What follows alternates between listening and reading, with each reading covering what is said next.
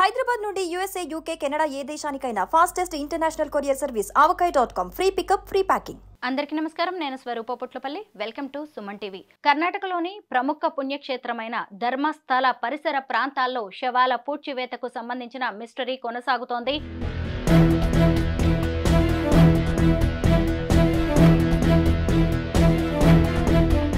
అక్కడ సిట్ బృందం తవ్వకాలు జరుపుతుండగా ఒక మగ వ్యక్తికి సంబంధించిన అవశేషాలు బయటపడ్డాయి.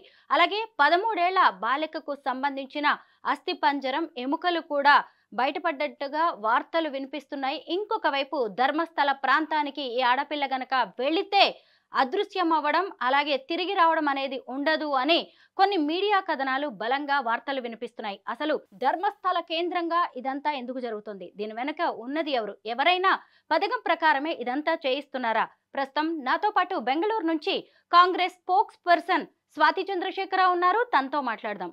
నమస్తే స్వాతి గారు. నమస్తే. సిట్ జరుపుతున్న తవ్వకాల్లో ఓ మగ వ్యక్తికి సంబంధించిన అవశేషాలు బయటపడ్డాయని తెలుస్తోంది. అసలు ఏం జరుగుతోంది ధర్మస్థలలో ప్రస్తుతం? స్వరూప గారు, చూడండి, ఆల్రెడీ ఒక అనామధేయ వ్యక్తి వచ్చి సవాల్ని నేను బరీ చేశాను అండ్ ఇప్పుడు నాకు దాన్ని చాలా బాధగా ఉంది, నాకు గిల్టీగా ఉంది అని చెప్పి వచ్చి కంప్లైంట్ చేసి state has taken this very seriously. Home ministry ఇది లేదా, ఎందుకంటే ధర్మస్థలం అనేది ఒక పుణ్యక్షేత్రం. కేవలం కర్ణాటక ప్రాంతంకి రాష్ట్రానికి మాత్రం సీమితం కాదు, మొత్తం భారతదేశాల నుంచి, గ్లోబల్ నుంచి ఇక్కడ డివోటీస్ ఉన్నారు. ఇక్కడ మంజునాథ స్వామిని దర్శనం చేసుకోవడానికి వస్తారు. అలిగేషన్ ఏముంది, అది సరియో తప్పో మనకు అసలు తెలీదు.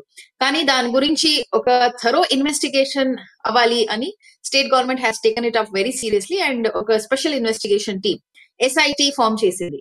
సో SIT ఫామ్ అయిన తర్వాత మీడియాలో కావచ్చు, సోషల్ మీడియాలో కావచ్చు, రకరకాల గాసిప్స్, రూమర్స్ దీని గురించి మనకు వస్తూ ఉంది అండ్ మనకు తెలుసు కూడా. కానీ మనకు తెలిసిన రెండు మెయిన్ కేసెస్ గురించి నేను మాట్లాడాలి అంటే, ఒకటి 2012-13 లో జరిగిన సౌజన్య మర్డర్ కేస్, 2 నెలల మున్న జరిగిన ఒక వ్యక్తి హత్య అండ్ అతను ఎవరు ఏంటి అని ఆల్రెడీ ఐడెంటిఫై చేశారు. వాళ్ళు ఇంటి వాళ్ళు కూడా కంప్లైంట్ ఇచ్చారు అండ్ వాడు అసలు బ్రతకలేదు అనే ఒక కన్ఫర్మేషన్ అయితే మనకు ఒక 2 months ముందు మనకు తెలిసింది. అండ్ ఇప్పుడు ప్రస్తుతం దొరికిన ఒక డెడ్ బాడీ ఏదుందో అది ఈ వ్యక్తిది సవ అనే ఒక ఇన్ఫర్మేషన్ అయితే ప్రస్తుతం మనకు దొరికింది. But what ever said and done, when SIT is in force, so నేను ఒక ప్రభుత్వాన్ని రిప్రజెంట్ చేస్తూ నేను కాంగ్రెస్ స్పోక్స్ పర్సన్ అయ్యి ఒకటైతే చాలా very clear, SIT complete report ఇయ్యే వరకు దీని గురించి మాట్లాడడం అసలు it makes no sense. Because ఎందుకంటే బయట ఉన్న రిపోర్టర్స్ ఏదైనా చెప్పొచ్చు, ఏదైనా మాట్లాడొచ్చు, ఏదైనా రిపోర్ట్స్ ఇవ్వచ్చు. కానీ SIT ఏ రిపోర్ట్స్ ఫైనల్ గా ఇస్తుందో దట్ ఇస్ ఫైనల్. సో అతను ఒక 13 ప్లేసెస్ ని ఐడెంటిఫై చేసి 13 సవాల్ ఇక్కడ ఉంది అండ్ దాన్ని మీరు ఎక్స్కవేట్ చేస్తే అక్కడ సవాలు దొరుకుతుంది, లేదా అట్లీస్ట్ వాళ్ళు అస్థి దొరుకుతుంది అని అతను చెప్పాడు. సో దాని మీద SIT has taken it up seriously and 2 రోజుల నుంచి అక్కడ గ్రేవ్ ని డిగ్ చేయడం ఇవన్నీ పని జరుగుతుంది. కానీ ఎంత దొరికింది, ఏది దొరికింది, what is the final result, ఇది వాట్ SIT చెప్పిన తర్వాతనే మనం చెప్పగలుగుతాం. స్వాతి, ఒక 13 ఏళ్ల బాలికకు సంబంధించిన స్కెలిటన్ కూడా దొరికినట్టుగా చెప్తున్నారు. ఆ పాప మీద ఇన్నర్స్ లేవు, ఒంటి మీద గాయాలున్నాయని చెబుతున్నారు. అయితే ప్రభుత్వ ప్రతినిధిగా ఇలాంటి వాటికి కూడా ఒక క్లారిటీ ఇవ్వాల్సిన బాధ్యత మీ మీద ఉంది. దీనికి సంబంధించి మీరేం చెప్తారు? తప్పకుండా స్వరూప, అక్కడ ఏదైనా ప్రమాదం జరిగింది అనేది ప్రూవ్ అయితే అసలు will be the first one to take the action. కానీ ఇప్పటి వరకు ఏది అలాంటి ఇన్ఫర్మేషన్ యాక్చువల్లీ SIT నుంచి గవర్నమెంట్ కో లేదంటే హోమ్ మినిస్టర్ కో దొరకలేదు. బయట ఉన్న మీడియా రిపోర్ట్స్ కావచ్చు, మీకు తెలుసు ఒక చిన్న గ్రామం ధర్మస్థలం అనేది, చాలా ఒక పల్లెటూరు, కానీ దాంట్లో కొంచెం మోడర్న్ పల్లెటూరు అని మనం చెప్పొచ్చు. సో ఒక చిన్న పల్లెటూరులో కావచ్చు, కానీ ఇప్పుడు అర్బన్ లో అయినా ఇలాంటి ఒక ఇన్సిడెంట్ జరిగితే, మన పక్కింట్లో ఇలాంటి ఇన్సిడెంట్స్ జరిగితే ఎన్ని రూమర్స్ బయట వస్తాయి, ఎన్ని కథలు బయట వస్తాయని మనకు తెలుసు. సో ఒక పల్లెటూరులో ఇలాంటి ఇన్సిడెంట్ జరుగుతుంది అండ్ మొత్తం కంట్రీ మీడియా దీని గురించి అవగాహన పెట్టింది అండ్ దాని గురించి ఇన్ఫర్మేషన్ తీయాలి అని ప్రయత్నం చేస్తుంది. సో ఇలాంటి పరిస్థితిలో, ఇలాంటి సందర్భంలో చాలా రూమర్స్ బయట వస్తుంది. కానీ I request media to not bag, especially serious medias కావచ్చు, మెయిన్ స్ట్రీమ్ మీడియాస్ కావచ్చు, ఇలాంటి రూమర్స్ ని మీరు బ్యాక్ చేసుకోకుండా please wait for SIT reports. ఒక మాజీ పారిశుద్ధ్య కార్మికుడు చెప్పిన దాని ప్రకారం ఇదంతా జరుగుతోంది. ధర్మస్థల మీద చాలా పెద్ద ఇష్యూ అయితే మొదలైంది. అయితే ఇతను ఎవరు, ఎన్ని రోజులు అక్కడ పనిచేశాడు, ఇతని ఫాస్ట్ ట్రాక్ రికార్డ్ ఏంటి అనేది కూడా మనం చూస్తూ ఉంటాం కదా. దానికి సంబంధించి ప్రభుత్వం దగ్గర ఏదైనా వివరం ఉందా? ఇతనే ఒక స్టేట్మెంట్ కోర్టుకి ఇచ్చాడు. ఇతను అక్కడ పని చేశాడు కొన్ని సంవత్సరం, దాని తర్వాత కొన్ని సంవత్సరం బయట ఉన్నాడు, అక్కడ పని చేయలేదు. ఒక రిపోర్ట్ అయితే ధర్మస్థలం నుంచి మనకు వచ్చిన రిపోర్ట్ అయితే వాళ్లే వీడిని పని నుంచి తీసేశారు అనే ఒక రిపోర్ట్ ఉంది. దాని తర్వాత వీడే లేదు నేను తప్పు చేశాను అనే ఒక గిల్ట్ తో బయట వచ్చేసాడు అనే ఒక రిపోర్ట్ ఇతను స్టేట్మెంట్ ఇతను ఇచ్చాడు. So at the end of the day అతను ఏది చెప్తున్నాడో, ఈ 7 ఇప్పుడు 7 బరియల్ ప్లేసెస్ ని బరియల్ ప్లేస్ అని కూడా యాక్చువల్లీ చెప్పడం సరియో తప్పో నాకు తెలియదు, because it is based on the statement. కానీ 7 ప్లేసెస్ లో ఆ వ్యక్తి చెప్తూ ఉన్న 7 ప్లేసెస్ లో ఇప్పుడు సవా ఉంది అనే చోటులో పోలీస్ ఇప్పుడు వెతుకుతూ ఉన్నారు. కానీ ఈ 13 అతను ఇచ్చిన 13 to 14 ప్లేసెస్ ఏముంది, అది అయిన తర్వాత అక్కడ ఖచ్చితంగా సవాలు దొరికిందా, అక్కడ దాని తర్వాత మనకు తెలుస్తుంది ఈ వ్యక్తి ఎంత నిజాయితీగా చెప్తున్నాడు, అబద్ధం ఆడుతున్నాడు అనేది. కాంగ్రెస్ ప్రభుత్వాన్ని బ్లేమ్ చేయడానికి నడుస్తున్న పొలిటికల్ గేమ్ గా దీన్ని భావించవచ్చా? మనం అతనికి చెప్పలేదు వచ్చి కంప్లైంట్ ఇవ్వమని, మనం చెప్పలేదు ఇలాంటి పరిస్థితి అక్కడ ఒదిగించాలి అని. సో 2012-13 లో ఈ సౌజన్య కేసు యాక్చువల్ గా ఏం జరిగిందో అప్పుడు మన సర్కారం లేదు అక్కడ. అప్పుడు ఉండేది it was BJP government. 3 chief ministers మారారు. యడియూరప్ప వచ్చారు, దాని తర్వాత సదానంద గౌడ వచ్చారు, దాని తర్వాత జగదీష్ షెట్టర్ వచ్చారు.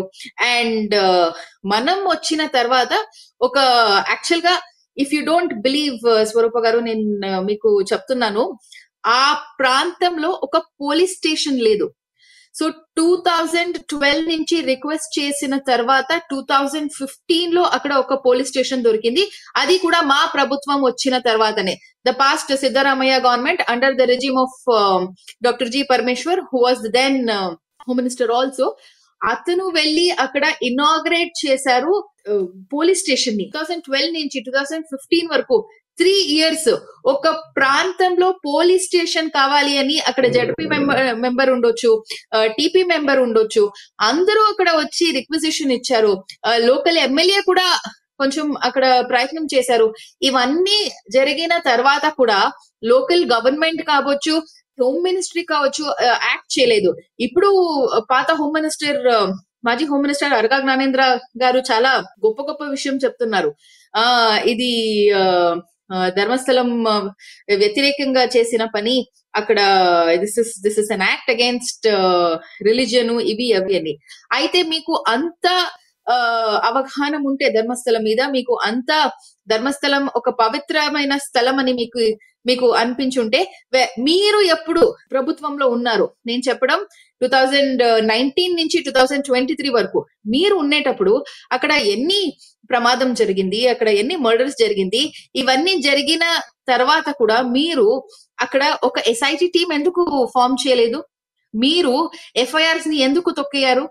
ఇప్పుడు వచ్చిన FIR కావచ్చు, ఇప్పుడు వాడు వచ్చి చేసిన పని కావచ్చు, లేదా ఆ 2 lawyers కావచ్చు, వాళ్ళు కాంగ్రెస్ లీడర్స్ అయినా కాంగ్రెస్ కార్యకర్తలైనా కాదు, వాళ్ళు దే ఆర్ నార్మల్ పీపుల్. మనం చెప్పలేదు వాళ్ళకి వచ్చి కంప్లైంట్ ఇవ్వమని లేదా కోర్టు ముందుకు వెళ్ళమని.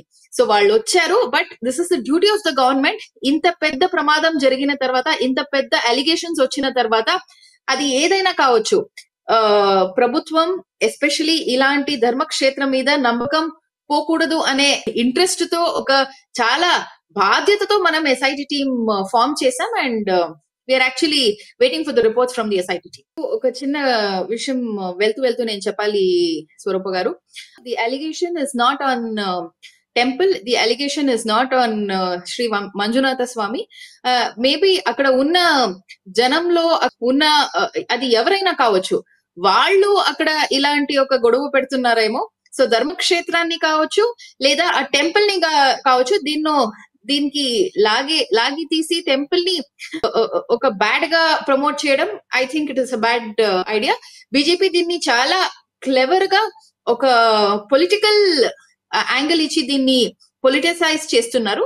So it is better BJP దీన్ని యాక్చువల్ గా టెంపుల్ ని వాళ్ళకి అస్సలు హిందూ ధర్మం మీద నమ్మకం ఉంటే, ఆ దేవస్థానం మీద భక్తి ఉంటే, ఆ మంజునాథ స్వామి మీద అస్సలైన నమ్మకం ఉంటే వాళ్ళు దీన్ని పొలిటిసైజ్ చేయకుండా అస్సలు నిజాన్ని ఏముందో దాన్ని బయటపడడానికి వాళ్ళు సహకారం చేయాలి అని నేను కోరుకుంటున్నాను. ప్రశాంతతకు, పర్యాటకానికి, ఆధ్యాత్మికతకు నెలవైన ధర్మస్థలం మీద ఇలాంటి ఆరోపణలు అలాగే విమర్శలు రావడం అనేది బాధాకరం. త్వరలోనే ఈ మిస్టరీ వీడాలని కోరుకుందాం. Thank you so much Swathi Chandrasekhar గారు.